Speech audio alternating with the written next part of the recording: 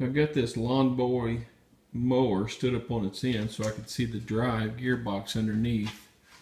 And the way you engage the drive wheels is you just pull this lever back right here, and you can see it pulls this cable assembly right here. So when I get down here, I want to show you what's actually happening. Here's the cable assembly that I was pulling up here. And basically all that is going on when you pull that cable assembly is it's flexing the whole gearbox. You can see the gearbox, so back it up. And when you pull that cable, it flexes the whole gearbox assembly to tighten the belt on the input for that little drive gearbox.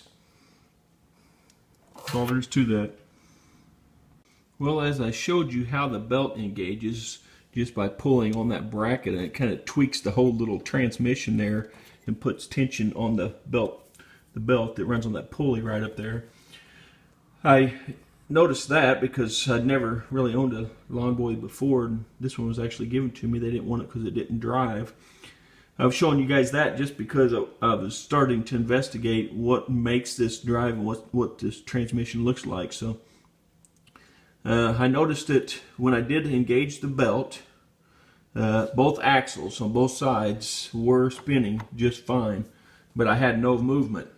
So what I did is I started looking at the gear that's actually inside this wheel. There's just one nut right in the center of that wheel that holds that wheel on. You take that one screw out and the wheel pulls right off. Very simple design. So it's just that that one screw. I took it right out of the center there, and the wheel just come right off the axle.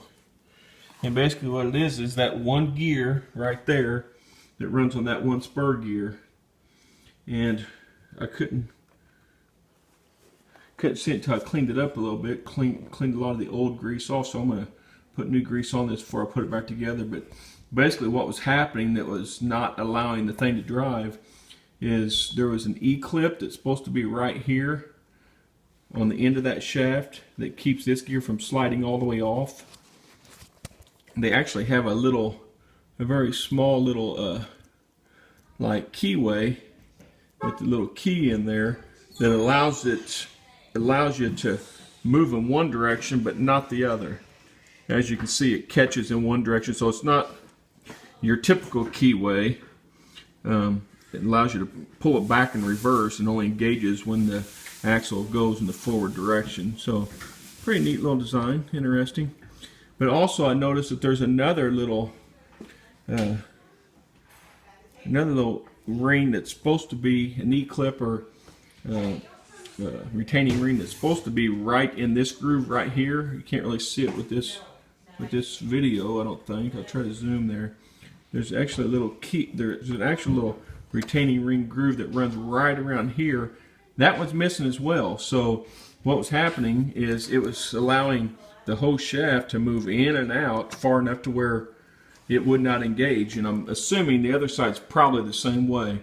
I'll take it off once I put new retaining rings or E-clips in both of those grooves there, one here and one that holds the gear on. I'll put those on, grease it back up, get the wheel put back on. I'll go ahead, as easy as it was, go ahead and pop that other wheel off, grease it, and see if the retaining rings are on that side. But pretty sure this is going to fix the problem because both sides of the little gearbox, the axles coming out of both sides of that gearbox turn just fine. So pretty easy little fix. Hope it helps.